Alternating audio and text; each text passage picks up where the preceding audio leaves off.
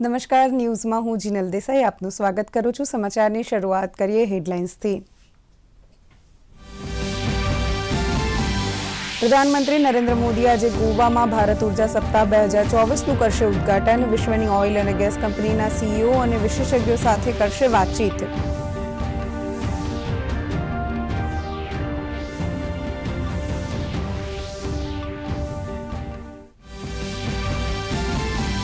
વિકસિત ભારત વિકસિત ગોવા 2024 અંતર્ગત પ્રધાનમંત્રી મોદી ગોવાને 1330 કરોડથી વધુના વિકાસ કામોની આપશે ભેટ। શિક્ષણ, સ્વચ્છતા અને પર્યટન સાથે જોડાયેલી છે યોજનાઓ।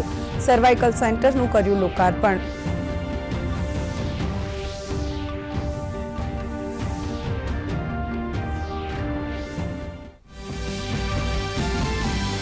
લોકસભામાં વચગાળાના બજેટ પર આજથી ચર્ચાની થશે શરૂઆત, તો રાજ્યસભામાં રાષ્ટ્રપતિના અભિભાષણ અંગેના ધન્યવાદ પ્રસ્તાવ પર કરાશે ચર્ચા।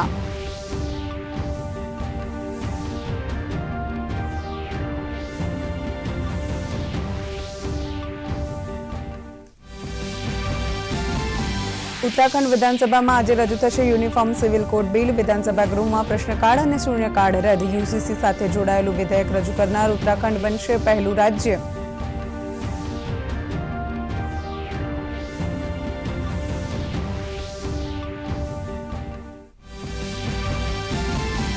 દિલ્હીમાં આમ આદમી પાર્ટીના નેતાઓ વિરુદ્ધ ઈડીની કાર્યવાહી। મુખ્યમંત્રી અરવિંદ કેજરીવાલના ખાનગી સચિવ, દિલ્હી જળ બોર્ડના પૂર્વ સભ્ય સહિત 11 ઠેકાણા પર દરોડા।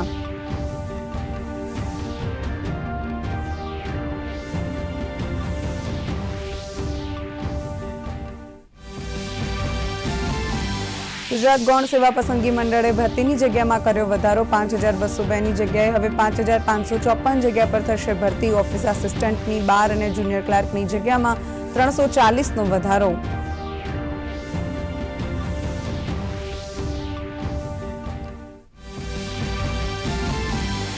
જમ્મુ કાશ્મીરમાં વરસાદની સાથે ભારે બરફવર્ષા। નેશનલ હાઈવે 44 પર ભેખડ ધસી પડતા 24 કલાક માટે હાઈવે બંધ। તો ગુજરાતમાં ઠંડીથી રાહત। મોટાભાગના શહેરમાં લઘુત્તમ તાપમાન 20 ડિગ્રીની આસપાસ।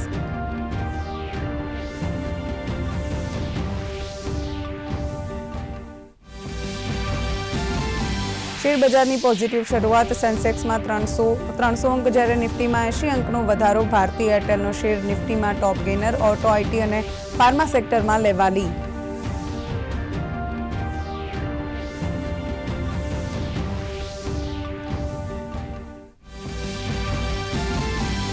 આઈસીસી અંડર-19 ક્રિકેટ વિશ્વકપની સેમીફાઇનલમાં આજે ભારતનો મુકાબલો દક્ષિણ આફ્રિકા સામે। જીતના લક્ષ્ય સાથે મેદાનમાં ઉતરશે ટીમ ઇન્ડિયા।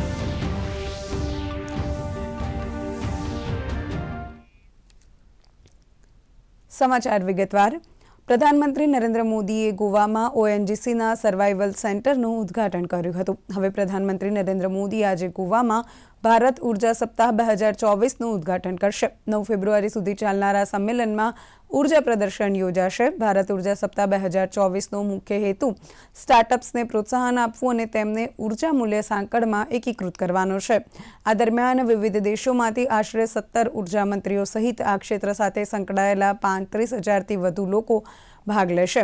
આ સંમેલનમાં 900થી વધુ પ્રદર્શકો પોતાના પ્રદર્શનની સાથે ભાગ લેશે। આ સંમેલનમાં 6 સમર્પિત દેશો Canada, Germany, Netherland, Russia, Britain અને અમેરિકાના પેવેલિયન હશે। દેશના સૂક્ષ્મ, લઘુ અને મધ્યમ ઉદ્યોગો મેડ ઇન ઇન્ડિયા પેવેલિયનમાં ઉર્જા ક્ષેત્રે કરવામાં આવેલી નવીનતાઓનું પ્રદર્શન કરશે। આ સંમેલન ઉર્જા મૂલ્યની સંપૂર્ણ શૃંખલાને એકસાથે લાવશે અને ભારતના ઉર્જા પરિવર્તનના લક્ષ્યાંકો માટે ઉત્પ્રેરક તરીકે કામ કરશે। પ્રધાનમંત્રી નરેન્દ્ર મોદી વૈશ્વિક તેલ અને ગેસ કંપનીઓના સીઈઓ અને નિષ્ણાંતો સાથે બેઠક પણ કરશે। પ્રધાનમંત્રી નરેન્દ્ર મોદી આજે ગોવાને વિકસિત ભારત વિકસિત ગોવા 2047ના કાર્યક્રમ હેઠળ વિકાસ પરિયોજનાઓની ભેટ આપશે। ગોવાના પણજીમાં જાહેર કાર્યક્રમમાં 1330 કરોડ રૂપિયાથી વધારેની પરિયોજનાઓનું ઉદ્ઘાટન અને શિલાન્યાસ કરશે। પ્રધાનમંત્રી નેશનલ ઇન્સ્ટિટ્યૂટ ઓફ ટેકનોલોજી ગોવાના કાયમી પરિસરનું ઉદ્ઘાટન પણ કરવાના છે। આ સાથે જ પ્રધાનમંત્રી નેશનલ ઇન્સ્ટિટ્યૂટ ઓફ વોટર સ્પોર્ટ્સના નવા કેમ્પસનું લોકાર્પણ કરશે। આ સંસ્થા 28 અભ્યાસક્રમો શરૂ કરશે, જેનો ઉદ્દેશ્ય વોટર સ્પોર્ટ્સ અને જળ બચાવ કામગીરીના વિકાસને પ્રોત્સાહન આપવાનો છે, જે જાહેર જનતા અને સશસ્ત્ર દળો એમ બંનેને સેવા પૂરી પાડશે। પ્રધાનમંત્રી દક્ષિણ ગોવામાં 100 ટીપીડી ઇન્ટિગ્રેટેડ વેસ્ટ મેનેજમેન્ટ ફેસિલિટીનું ઉદ્ઘાટન પણ કરશે, જેમાં 500 કિલોવોટનો સોલર પાવર પ્લાન્ટ સામેલ છે, જે વધારાની વીજળી ઉત્પન્ન કરે છે. પ્રધાનમંત્રી પણજી અને રીસમાગોસને જોડતી પ્રવાસન પ્રવૃત્તિઓની સાથે જ પેસેન્જર રોપવેનો પણ શિલાન્યાસ કરવાના છે. પ્રધાનમંત્રી નરેન્દ્ર મોદી રોજગાર મેળા અંતર્ગત વિવિધ ભાગોમાં 1930 નવી સરકારી ભરતીઓની નિમણૂક માટે આદેશ આપશે અને વિવિધ કલ્યાણકારી યોજનાઓના લાભાર્થીઓને મંજૂરી પત્રો પણ સુપરત કરશે.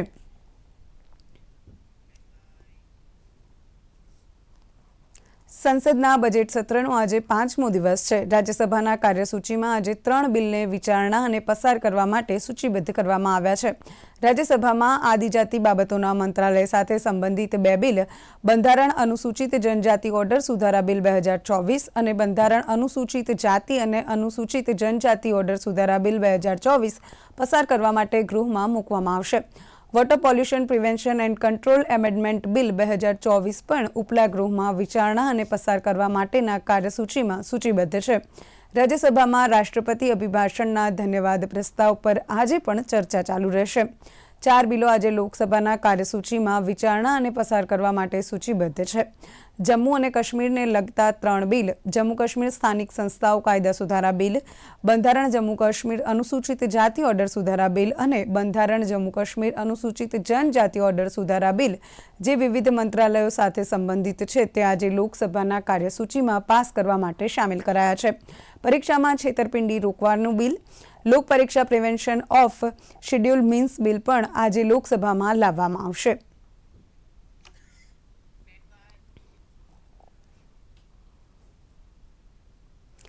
કેન્દ્રીય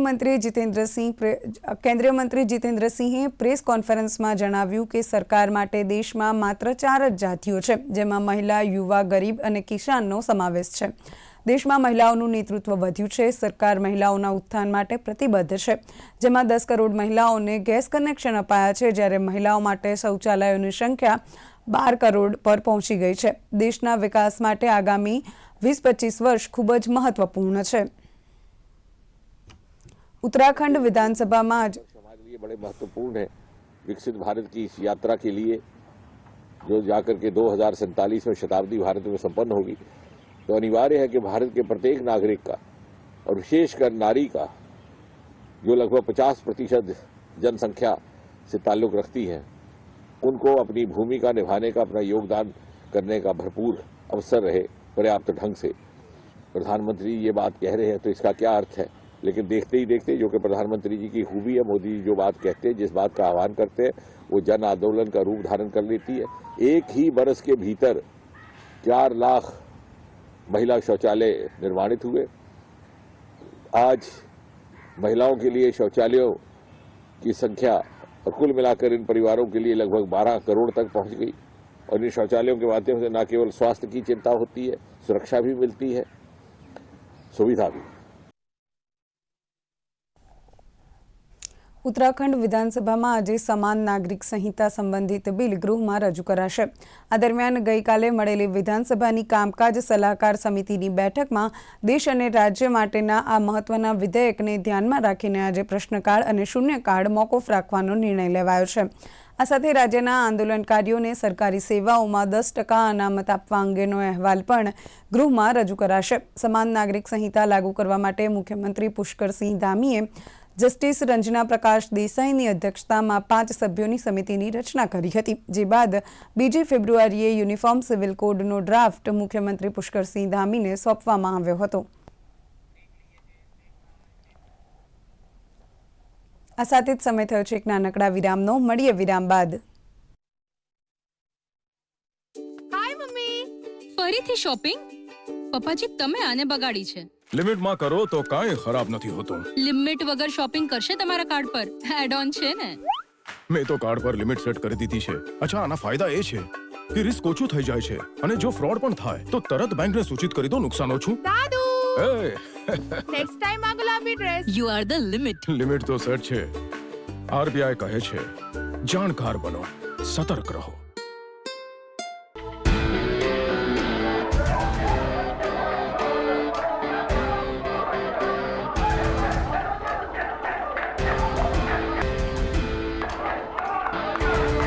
વિક્રમજી, મેં તમારી જેમ દારૂ નથી પીતા, દૂધ પીએ છે, ફળોના રસ પીએ છે.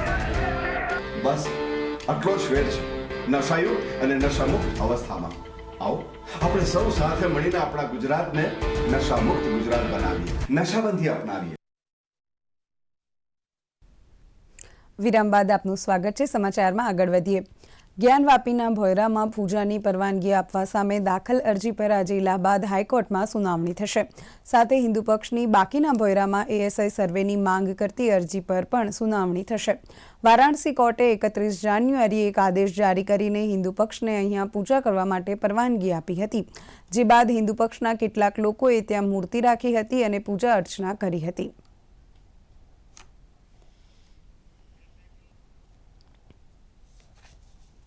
લોકસભા ચૂંટણી પહેલા ભારતીય ચૂંટણી પંચે રાજકીય પક્ષોને કડક સૂચના આપી છે. ચૂંટણી પંચે રાજકીય પક્ષો અને ઉમેદવારોએ કોઈપણ ચૂંટણી પ્રચાર અને રેલીમાં બાળકોનો ઉપયોગ ન કરવાનો નિર્દેશ આપ્યો છે. તમામ પક્ષોને મોકલવામાં આવેલી સૂચનામાં ચૂંટણી પંચે કહ્યું કે ચૂંટણી પ્રચાર દરમિયાન કોઈપણ રીતે બાળકોના ઉપયોગ પ્રત્યે ઝીરો ટોલરન્સ રાખવામાં આવશે.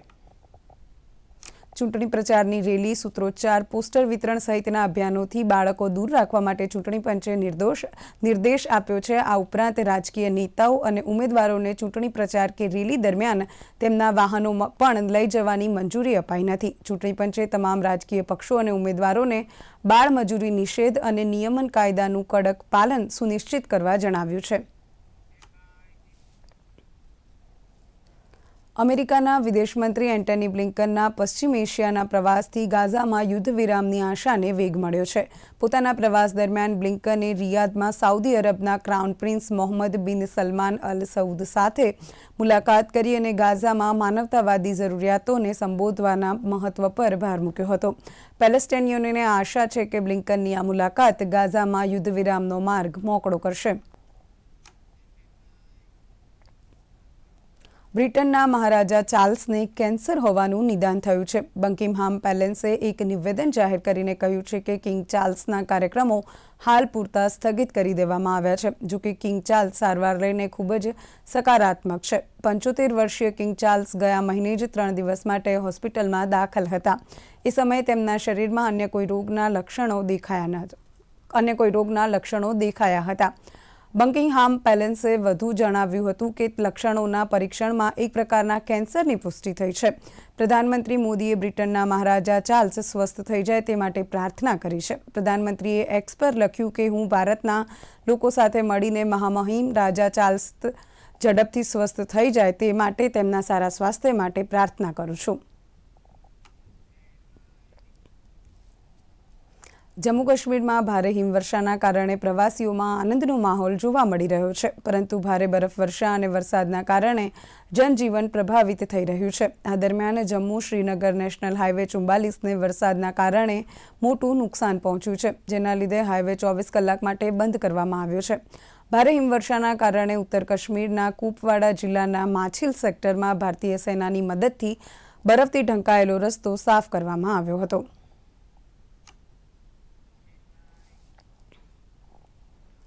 આધ્યાત્મિક ગુરુ મહંત સ્વામી મહારાજ સોમવારે BAPS હિન્દુ મંદિરના ઉદ્ઘાટન પહેલા અબુધાબી પહોંચ્યા છે. મહંત સ્વામી મહારાજ 14 ફેબ્રુઆરીના રોજ અબુધાબીમાં UAEના પ્રથમ હિન્દુ મંદિરના ઐતિહાસિક ઉદ્ઘાટનની અધ્યક્ષતા માટે રાજ્યના અતિથિ તરીકે અબુધાબી પહોંચ્યા છે. મહંત સ્વામી મહારાજનું UAE એરપોર્ટ પર UAEના સહિષ્ણુતા મંત્રી શેખ નાહયાન મુબારક અલ નાહયા દ્વારા ઉષ્માભર્યું સ્વાગત કરવામાં આવ્યું હતું.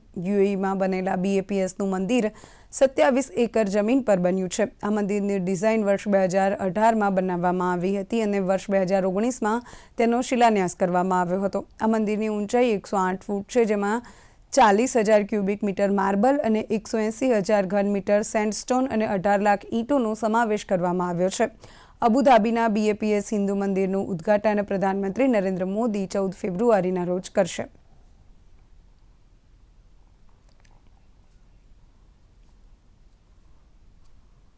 ભારતીય શેરબજારની શરૂઆત લીલા નિશાન સાથે થઈ હતી. શરૂઆત સેશનમાં 300 અંકના વધારા સાથે સેન્સેક્સ 21,800ની સપાટીની આસપાસ ટ્રેડ કરી રહ્યો છે, તો નિફ્ટીમાં પણ 80 અંકના ઉછાળા સાથે 21,800 પર કારોબાર ચાલી રહ્યો છે. ભારતીય એરટેલ, TCS, અલ્ટ્રાટેક સિમેન્ટના શેર્સ નિફ્ટીમાં ટોપ ગેઇનર છે. યસ બેંકનો શેર આજે સૌથી વધુ 11% ઉછળ્યો, તો power grid corporation, NTPC, Hindalco, axis bank અને એસબીઆઈ લાઈફ ઇન્સ્યોરન્સનો શેર ટોપ લૂઝરમાં છે. દિલ્હીમાં આમ આદમી પાર્ટીના મોટા ગજાના નેતાઓના ઠેકાણાઓ પર ઈડીએ દરોડા પાડ્યા છે. મળતી માહિતી મુજબ મુખ્યમંત્રી અરવિંદ કેજરીવાલના અંગત સચિવ વિભવ કુમાર અને રાજ્યસભા સાંસદ એનડી ગુપ્તાના ઘરે ઈડીએ દરોડા પાડ્યા છે. મની લોન્ડરિંગના મામલામાં ઈડીએ દરોડા પાડ્યા હતા. ઈડીએ મની લોન્ડરિંગ મામલામાં આજે આમ આદમી પાર્ટીના ઘણા નેતાઓના ઘરે દરોડા પાડ્યા છે.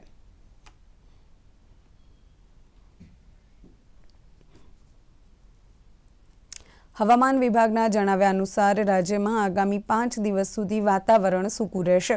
તો હાલ અમદાવાદમાં 20 ડિગ્રી, ગાંધીનગરમાં 18.5 ડિગ્રી લઘુત્તમ તાપમાન નોંધાયું છે.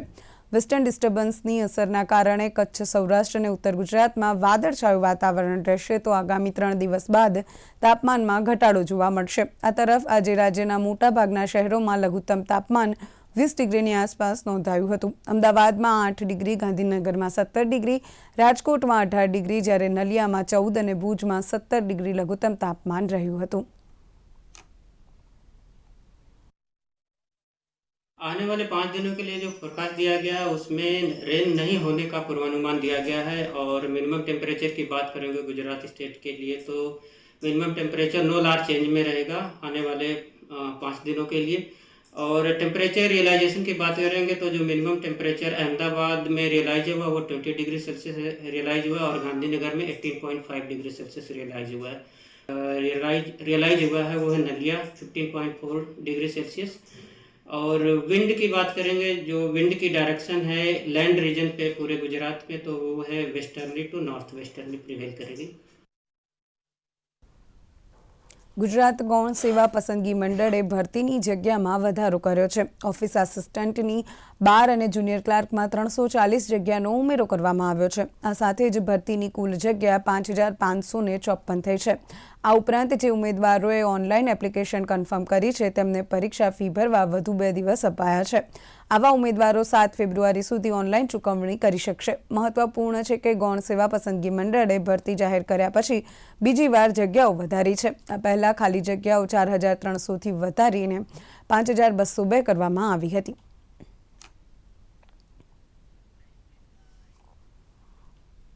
અરવલ્લી જિલ્લાના મોડાસામાં વકરી રહેલી ટ્રાફિકની સમસ્યાના નિરાકરણ માટે ટ્રાફિક સિગ્નલ લગાવવાનો નિર્ણય કરાયો છે. છેલ્લા ઘણા સમયથી મોડાસાના મુખ્ય 4 રસ્તા, ટાઉન હોલ, ડીપી રોડ વિસ્તારમાં ટ્રાફિકની સમસ્યા સર્જાતી રહે છે, જેને લઈને પોલીસ અને પાલિકા પ્રશાસનને રજૂઆતો મળી હતી. જે બાદ પાલિકા અને પોલીસ પ્રશાસન વચ્ચે થયેલી ચર્ચાઓ બાદ પાલિકાની બેઠકમાં ઠરાવ કરાયો અને ટ્રાફિક સિગ્નલ લગાવવાનો નિર્ણય કરાયો છે.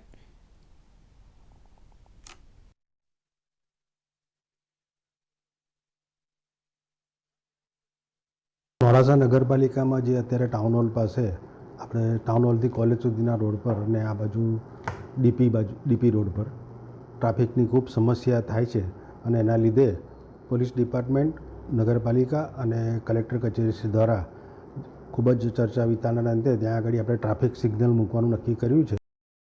હમણાં જે બોર્ડ ગયું એમાં આપણે એક ઠરાવ કરેલો છે અને એમાં નગરપાલિકા દ્વારા ત્યાં ટ્રાફિક સિગ્નલ મૂકવામાં આવશે અને એનું સંચાલન પોલીસ ડિપાર્ટમેન્ટ દ્વારા કરવામાં આવશે. આ સાથે જ સમય થયો છે એક નાનકડા વિરામનો. મળીએ વિરામ બાદ. હંસા, તું ક્યારે આવી? કાલે જ સાડલો બદલવા. બહુ ખોટું થયું બેટા. જમાઈ બહુ નાની ઉંમરમાં જતા રહ્યા. તે બેટા કઈ બીમાર હતા? શેની બીમારી? દારૂના રવાડે ચડી ગયા હતા. એમાં ને એમાં એમની નોકરી છૂટી ગઈ. પછી મેં કમાવાનું શરૂ કર્યું તો મારો પગાર પણ દારૂમાં ઉડાવી દેતા. અંતે લીવર ખરાબ થયું અને ગુજરી ગયા. ચૂડી ચાંદલાની રાખો લાજ, દારૂ વ્યસન છોડો આજ. સુખ સગડું હણાઈ જશે, આ સૌભાગ્ય ચિહ્ન રોડાઈ જશે. વિરામ બાદ આપનું સ્વાગત છે. સમાચારમાં આગળ વધીએ. જૂનાગઢ જિલ્લામાં ઘઉંનું મોટા પ્રમાણમાં વાવેતર થતું હોય છે, પરંતુ આ વર્ષે રવિ સિઝનમાં ઠંડી પડવી જોઈએ તેવી ન પડવાથી અને મિશ્ર ઋતુ રહેવાથી તેમજ ઝાકળ પડવાથી ઘઉંના પાકમાં ગત વર્ષની સરખામણી કરતાં ઓછું ઉત્પાદન થવાની શક્યતા કૃષિ વૈજ્ઞાનિકે વ્યક્ત કરી છે.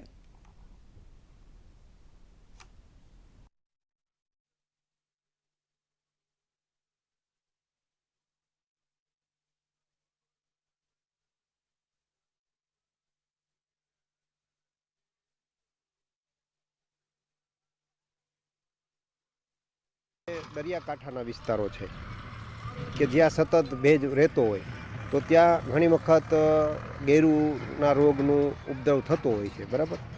પણ એ ગેરુ એટલો બધો માઇનર અવસ્થામાં છે કે એની બહુ કંઈ દવા છાંટીએ નહીં તો પણ એ રિકવર થઈ જાય છે, બરાબર. બાકી તો એમની ફૂગનાશક જે દવા છે સતત રહેતું હોય તો ફૂગનાશક દવાથી એમનો જ્યારે આપણને ખબર હોય કે ખેડૂતો દર વખતે તમને થાય કે આ સમય આવે ત્યારે ફૂગનાશક પ્રોપિકોનાઝોલ કે એવું છાંટો તમે તો થોડુંક નિયંત્રણ થઈ જાય. પણ એ આવશ્યકતા ન હોય તો ન કરવું જોઈએ. વજન જોતાં એવું લાગે છે કે થોડુંક ગઈ સાલની સરખામણીમાં થોડુંક કદાચ નબળું રહેવાની સંભાવના છે. આણંદ જિલ્લામાં આવેલી ચારુતર વિદ્યામંડળ યુનિવર્સિટી સંલગ્ન એક એન્જિનિયરિંગ કોલેજના વિદ્યાર્થીઓએ ખાસ રોબોટ બનાવ્યો છે. આ રોબોટ કુદરતી હોનારત સમયે અને ભારતીય સેનાને ખૂબ ઉપયોગી નીવડશે. આ રોબોટ કોઈ પણ સરફેસ પર આસાનીથી ચાલી શકે છે.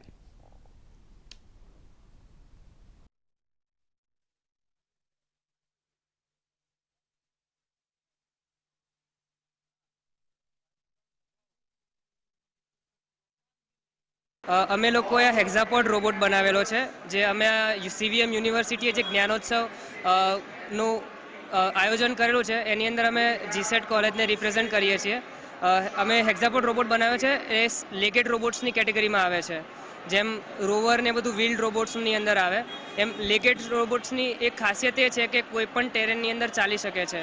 જેમ કોઈ પણ ખાડા ખરબચડાવાળું ટેરેન છે, બહુ જ વધારે સ્લોપ આવી જાય છે કે પછી ટેરેન બહુ રેપિડલી ચેન્જ થાય છે, તો વ્હીલ્ડ રોબોટ્સની અંદર એવું કરવું પડે કે તમારે ટાયર્સ ક્યારેક ક્યારેક ચેન્જ કરવા પડે, જ્યારે આની અંદર એવું ના હોય.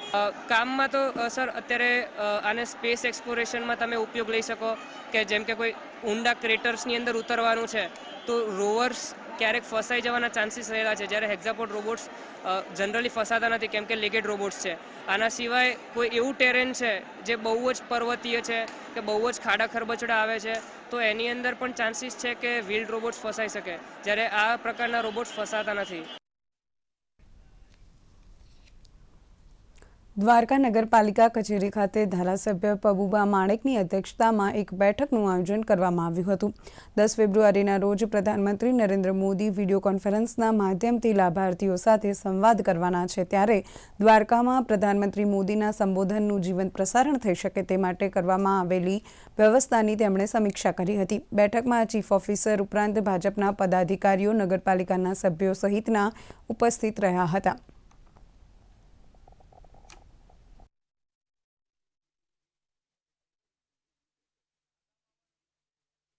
વડાપ્રધાન નરેન્દ્રભાઈ 182 સીટ ઉપર લાઈવ થવાના છે.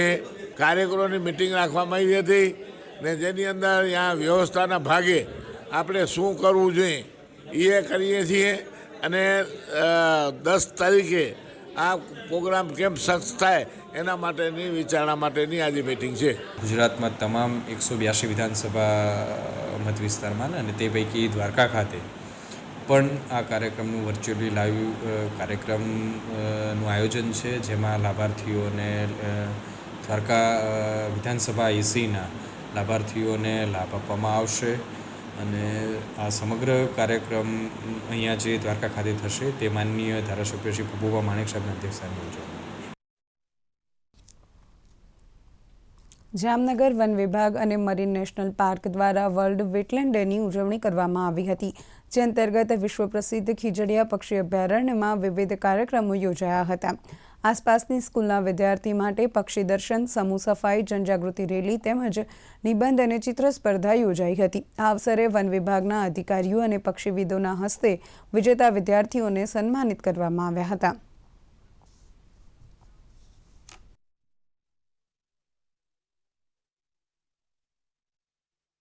ખીજડીયા પક્ષી અભયારણ્યની આજુબાજુ જે વિલેજ આવેલા છે એની અલગ અલગ સ્કૂલના વિદ્યાર્થીઓ પાર્ટિસિપેટ થયેલા છે. એની સાથે સાથે પક્ષીવિદ મિત્રો, એની સાથે સાથે NGO અને ગાઈડ મિત્રો પણ સમાવેશ થયેલા છે અને ગામ લોકો પણ આવેલા છે.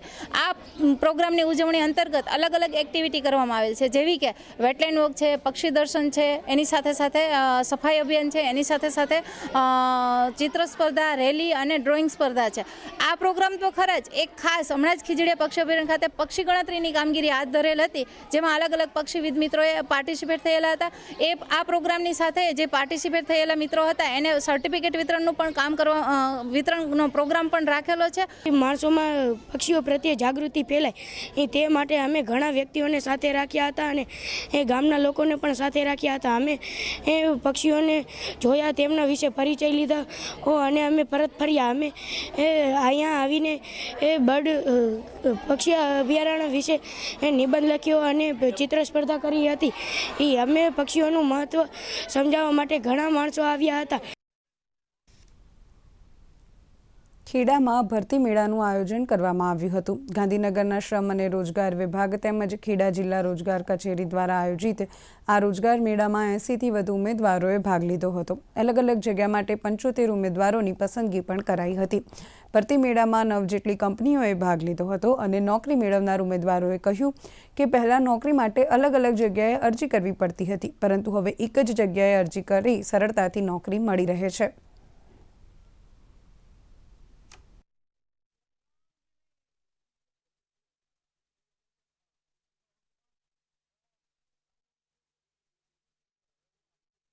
ભરતી મેળાનું આયોજન કરવામાં આવેલું છે, જેમાં આશરે 10 કંપનીઓ અને 100 ઉમેદવારો હાજર રહેલા છે અને જેમાં એ લોકોને વિવિધ ટેકનિકલી અને નોન ટેકનિકલી જગ્યાઓ પણ નોંધાયેલી છે અને દરેક ઉમેદવારો એક રોજગાર મળી રહે એ આશાએ અહીંયા આવેલા છે. તો અમે આ બાબતે પણ એમને માર્ગદર્શન આપેલું છે. તો તમામ રોજગાર વાંચુ ઉમેદવારોને પણ હું શુભેચ્છા પાઠવું છું કે તેઓ એમાં સારામાં સારું અહીંયા એમને રોજગારી મળે. રોજગાર માટેની ઘણી એવી તકો મળે છે અને અત્યારે એ અભિગમ સારો છે કે એક સાથે બધી કંપનીઓ અહીંયા એક જ સ્થળે ઉપસ્થિત રહી અને બધી કંપનીઓ સાથે આપણે આપણા રોજગાર વિશે ચર્ચા વિચારણા થઈ શકે છે અને આપણે જે જ્ઞાન મેળવ્યું છે, જે ભણતર છે, એના થ્રુ આપણને સારી એવી રોજગારીની તક મળી શકે છે. ગીર સોમનાથ જિલ્લાના કોડીનારમાં આવેલી મનોદિવ્યાંગો માટેની સંસ્થા શ્રેષ્ઠ કામગીરી કરી રહી છે. અહીં આવતા દિવ્યાંગોને વિશિષ્ટ પ્રકારની તાલીમ આપવામાં આવે છે. જીવનદીપ health education and charitable trust Kodinar સંચાલિત વિકાસ ડે કેર સેન્ટરમાં મનોદિવ્યાંગો રંગબેરંગી કલરના દીવડા, અવનવી ડિઝાઇનની મીણબત્તી સહિતની ચીજવસ્તુ બનાવી આત્મનિર્ભરતા તરફ ડગ માંડી રહ્યા છે. 2004માં સંસ્થાની સ્થાપના કરવામાં આવી હતી. અત્યાર સુધીમાં અનેક દિવ્યાંગોને અહીં તાલીમ આપવામાં આવી છે. અત્યારે સંસ્થામાં 40થી વધુ દિવ્યાંગો તાલીમ લઈ રહ્યા છે. નડિયાદ તાલુકાના નરસંડા ગામના પ્રગતિશીલ ખેડૂત અમિતભાઈ ઠાકર પ્રાકૃતિક ખેતી કરી ઓછા ખર્ચે સારી કમાણી કરી રહ્યા છે. દેશી ગીર ગાય આધારિત જંગલ મોડેલ ફાર્મમાં માત્ર જીવામૃત, બીજામૃત, ધનજીવા, વાપસા, આંતરપાક જેવા પ્રાકૃતિક આયામોનો ઉપયોગ કરી તેમણે જંગલ ફાર્મ બનાવ્યું છે. તેમાં આંબાની કલમો, દાડમ, સફરજન, નાળિયેરી, ચીકુ, આમળા, મોસંબી, સંતરા, પપૈયા જેવા છોડનું વાવેતર કરવામાં આવ્યું છે. આ સિવાય ખેતીના આ મોડેલમાં કોઈપણ પ્રકારના ખાતર અને દવાનો ખર્ચ થતો નથી.